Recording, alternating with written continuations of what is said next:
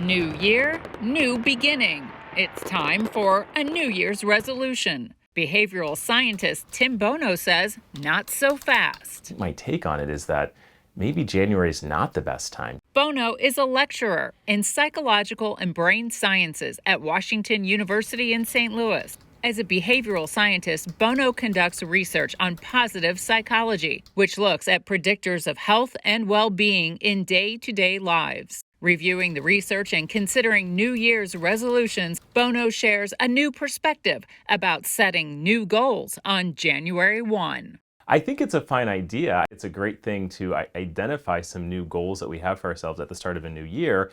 And if in your past you have found that setting New Year's resolutions is something that works for you and you're able to follow through with them, power to you, go for it. But if not, maybe ringing in the new year with a New Year's resolution is not the best thing to do. That requires a certain level of mental energy and cognitive effort and motivation, and those things can be really hard to come by at the start of a new year. There are some studies that have found that the majority of people who set New Year's resolutions are not able to follow through with them. And if you should find yourself in that category, instead of drawing the conclusion that you're no good at setting New Year's resolutions or you're not capable of following through on them, I think it's worthwhile to bring awareness to the fact that there's a lot of things that undermine motivation in the early months of a new year. As wonderful as the holiday season can be for so many people, it can also be exhausting. A lot of people just feel a sense of fatigue at the beginning of a new year. There's this build up to the holidays, and there's a lot of anticipation, a lot of expectations about what's supposed to happen during the holiday season. For some people, plans don't always turn out as they were hoping or expecting, and so there's a sense of disappointment that they're carrying through into the new year.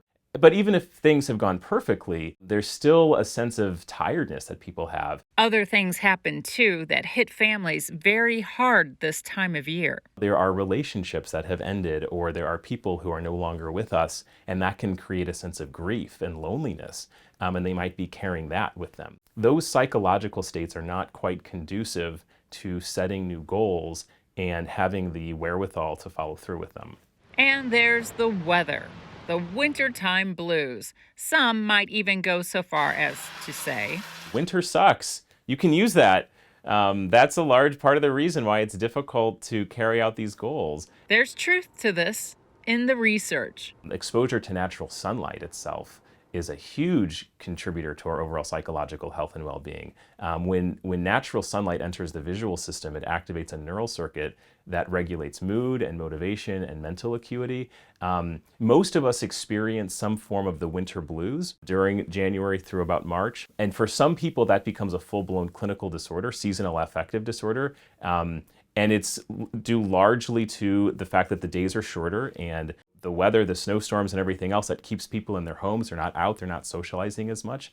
And all of that can really take a toll on our mood, which can then translate into less willingness, less motivation to carry out other behaviors like setting new goals. And if your New Year's goal has something to do with fitness and exercise, winter weather can stop people in their tracks. On the day that I'm supposed to run 5 miles in Forest Park, there's a snowstorm or it's 20 degrees outside. When the weather is crummy, people are less willing to leave their homes, and therefore they're not going to be in the environments that are necessary to carry out those goals. For this type of New Year's resolution and any resolution, Bono says it's okay to plan the goals for later in the year. Maybe the best time is springtime.